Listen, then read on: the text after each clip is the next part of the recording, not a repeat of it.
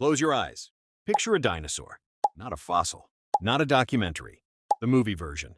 Massive. Roaring. Fire pouring out of its mouth. That image is everywhere. Toys, games, cartoons, tattoos. So here's the question nobody asks out loud. Did any dinosaur actually do that? No, not one, not ever. Zero fossil evidence, zero biological mechanism, zero dinosaur species out of over 700 known that could have done it. But the idea didn't come from nowhere. And the reason it feels so believable is actually the interesting part. Let's start with why it's basically impossible. Fire needs three things: fuel, oxygen, a spark.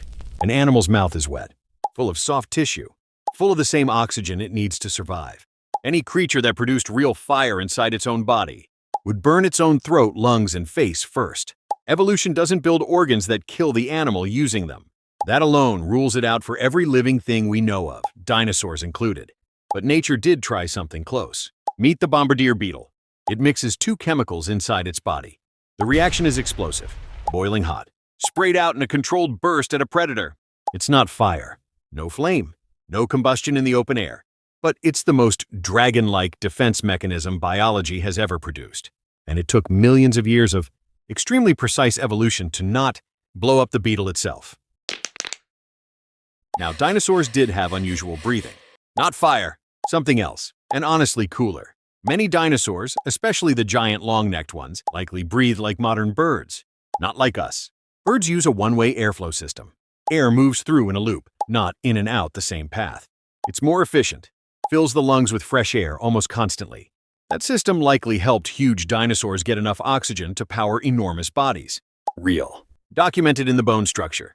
Just not fire. So if dinosaurs didn't breathe fire, where did dragons come from? A few real theories, and they're better than the myth itself. Ancient people found dinosaur bones.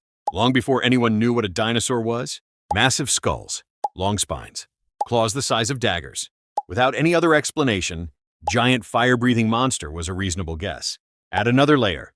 Many early dragon legends come from regions near volcanic activity. Iceland, China, Southeast Europe.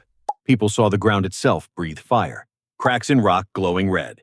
Gas vents igniting on their own. It's not a huge leap to imagine a creature underground doing the same thing. There's a stranger theory too. Old bones and decomposing carcasses release flammable gas, methane, naturally occurring. Near a spark, that gas can ignite. Some historians think ancient people who stumbled onto a decomposing carcass, near a fire or a lightning strike, witnessed something that looked exactly like fire coming from a dead beast. Wrong animal. Wrong explanation. Unforgettable story. Once a story like that starts, it travels. Different cultures added their own detail. Bigger wings, longer necks, brighter fire. By the time you get to medieval Europe or ancient Chinese mythology, the fire-breathing dragon is fully formed.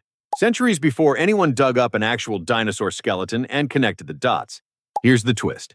Dragons and dinosaurs were invented completely separately. Different continents, different centuries, different reasons. Then paleontology showed up and found actual giant reptile bones in the ground. Suddenly the myth and the science looked like they belonged together. Hollywood merged them the rest of the way. That's the fire-breathing dinosaur you grew up with. Built from two unrelated stories glued together by accident. None of this makes real dinosaurs less impressive.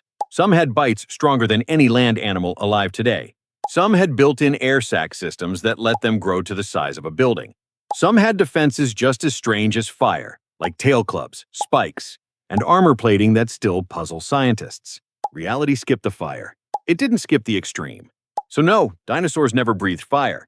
But the myth wasn't random. It was built from real bones, real volcanoes, and real gas. Misread by people doing their best with what they could see. The truth turned out to be different. Not less interesting. Just different. Comment below, what's a dinosaur myth you always believed was real? Share this with someone who still thinks a T-Rex could torch a village. And subscribe, because the real story is always stranger than the movie version.